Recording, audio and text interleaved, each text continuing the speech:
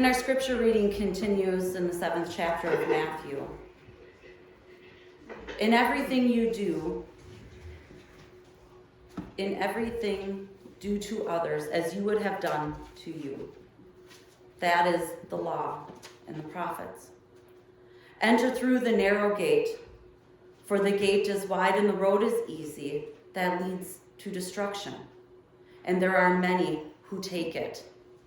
For the gate is narrow and the road is hard that leads to life, and there are few who find it. Everyone then who hears these words of mine and acts on them will be like a wise man who built his house on rock. The rain fell and the floods came and the winds blew and beat on that house, but it did not fall, because it had been founded on rock.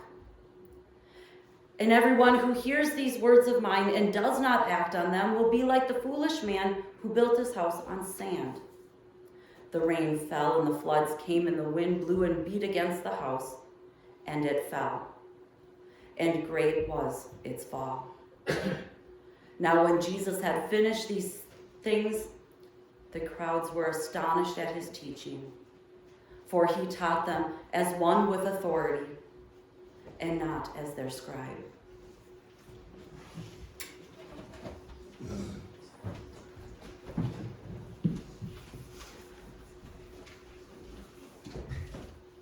Where does everyone get their fruit?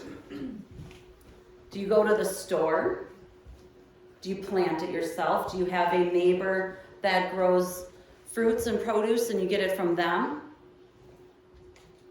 And if you go to the store or whatever you do you buy frozen? Do you buy fresh? Do you buy canned? Do you buy dried? Fruit is available in an abundance. But I want to talk today about fruit salad. There are so many different kinds of fruit salad. There are so many different kinds of ways to make it. And one that I've always been told is a farmer staple. Maybe it's a Midwest staple. It's definitely a Midwest salad. But for sure, it's my family's staple. It comes from cans of mixed fruit with the cherries, the colorful flavored mini marshmallows, Cool Whip, and walnuts. And you mix it all together and it's called the fruit salad. And this is the salad that is at every single one of my family events. Every holiday meal. There's a little bit of crunch from the nuts. There's a whole lot of sweetness.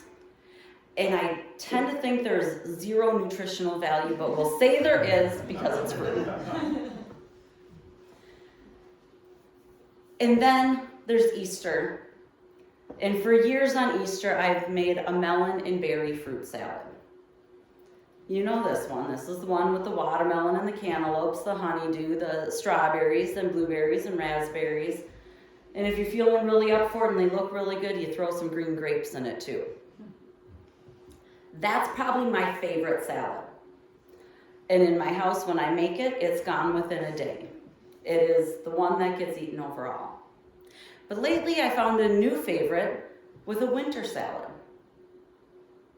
Midwest, we need to find the fruits that are fresh and taste the best. So there's the apples and the pears and kiwis, pomegranates and oranges. And it is wonderfully crisp and very flavorful. But no matter what kind of combination you put in, fruit salad is one of those things that you can show up someplace and everybody is going to enjoy. Fruit salad is a very universal dish that you can bring to an unknown potluck and you will fit right in. Though there's differences that go on with a fruit salad. Some people will add like an apple or an apricot preserve to it to help it so it doesn't brown. Some people squeeze lemon onto it so it keeps its shape.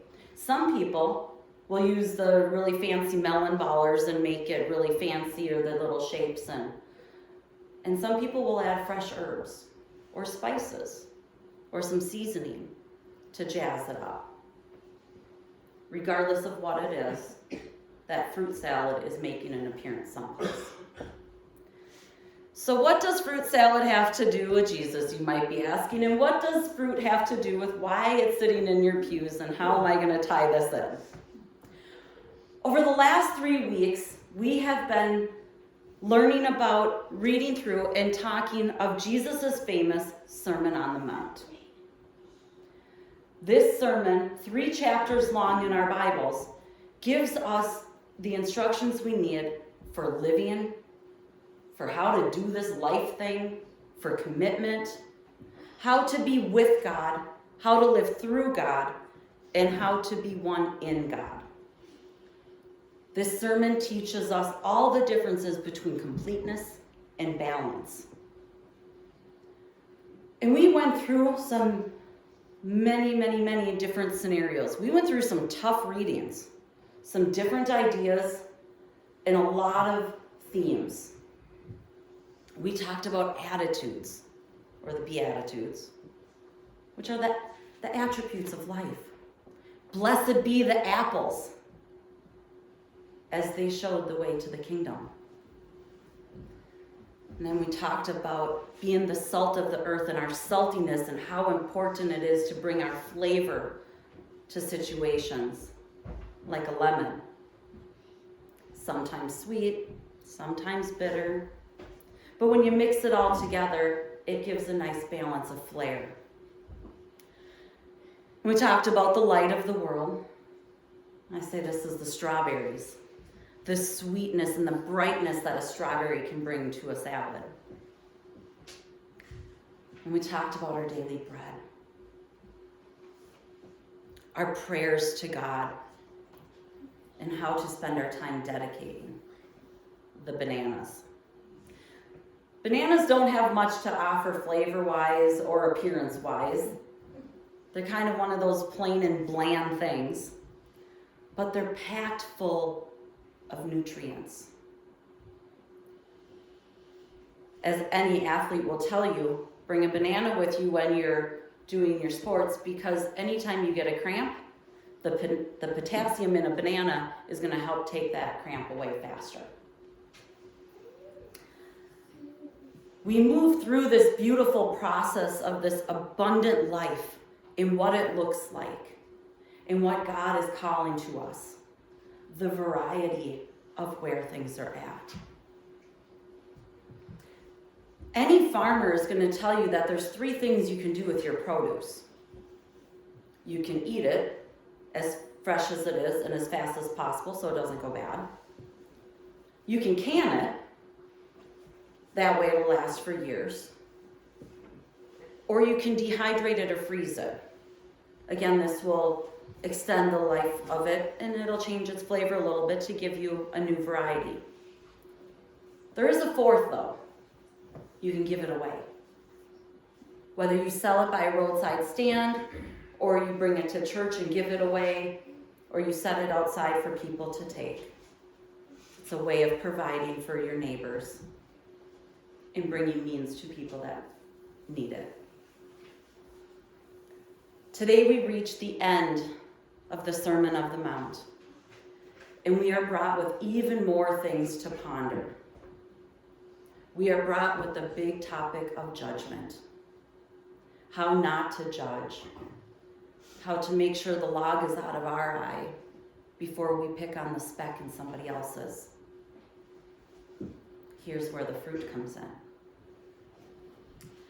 Sitting next to everyone, there's fresh fruit, there's dried fruit, there's canned fruit, and then there's also items that go with fruit. If we try to judge each piece of fruit against it, we would find out there is absolutely no 2 pieces of fruit that are the exact same. Those that have the fresh fruit, hold them up so everybody else can see what's around.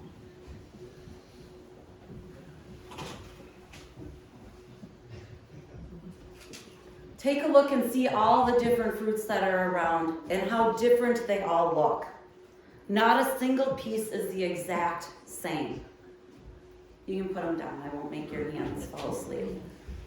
Some of the apples are reddish, and this is Midwest, so the fruit is a little bit blander than what it usually looks, so go with me on this. Some of the apples are red, some have more of a greenish yellow tint, some have some pink in them, some are bright green. Oranges, there's a couple of different kinds of oranges here today. There's the navel oranges and there's the blood oranges, so we have all different dynamics going on with them, from orange to reddish orange to smooth to shiny to big to small. We have a few lemons around, and they're of different shape and probably different bitterness. There's a container of strawberries around, and I am guaranteed that within that container of strawberries, there's one that's already moldy. There's one that is still really, really crisp and still not quite ripe. And there's a handful of them that melt in your mouth. And the container of blueberries, if we were to take 3 or 4 out and pop them in our mouth at once, all 4 of them would taste different. That's the thing with fruit. It's all fruit, but yet each bite, each flavor is different.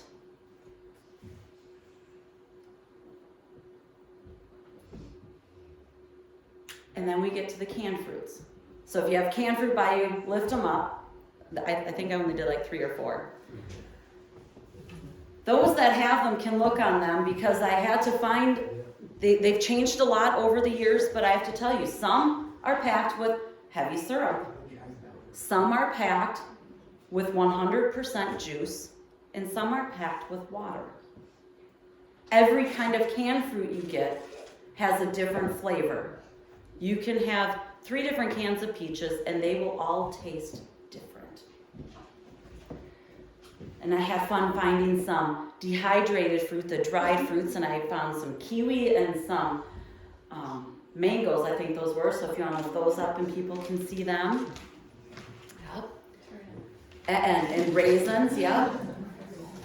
Dried fruit adds a whole nother flavor level to fruit. Give them a test if you'd like to. Never heard of it. The ways of going with fruit are endless, and we could sit here for hours and try to figure out all of them. We don't have time for that today. Now, there are a few select items that are around that are not fruit, but they bring such great value. We have Cool Whip. Lift it up. We have mini marshmallows. We have yogurt. We have peanut butter. We have nuts. Somebody's got some walnuts around here too. These might not be fruit, but they sure change the combination of what you can do with that fruit and what kind of fruit you're going to eat when you have certain things in the house. Cool Whip does not last more than 5 minutes in mine, and either do the strawberries. Jesus' Sermon on the Mount gives us a look into what it is like to live this different, unique, and special life. We are all fruit in a giant bowl of fruit salad. Mix us together and let us be enjoyed by the world. Some of us are tart. Some of us are sweet. Some of us hold the stability, and some of us help us preserve our lives. And there's even some of us, like the pomegranate that's sitting around here someplace, that are a tough shell to crack. But when you finally get to the inside, it is worth all the work because it's deliciously and beautiful.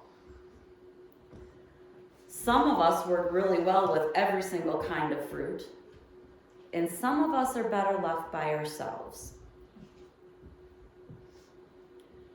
But through the season of life, through all this sweetness and the tartness and the bitterness and the blandness, we are partners sent to help, preserve, and heighten everyone else's being.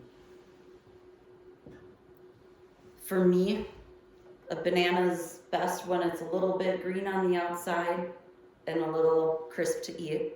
But for somebody else, you might want to mash it up, mix it with an egg, and give yourself a pancake. When we look around at our neighbors, at our friends, sitting here today, and we see all the different fruit that is around, it is the reminder that our combination of how we fit in is endless. There is no need to compare because our differences make our fruit salad special. Jesus says for us to join in the party and recognize that our fruit brings a new and exciting element to the fruit salad, and so does everyone else's. The kingdom of heaven is one giant fruit salad. The foundation of the salad and the uniqueness of each gives our fruit the flavor to soar to new places with God. Amen. Our hymn of the day today is Jesus, the Very Thought of You.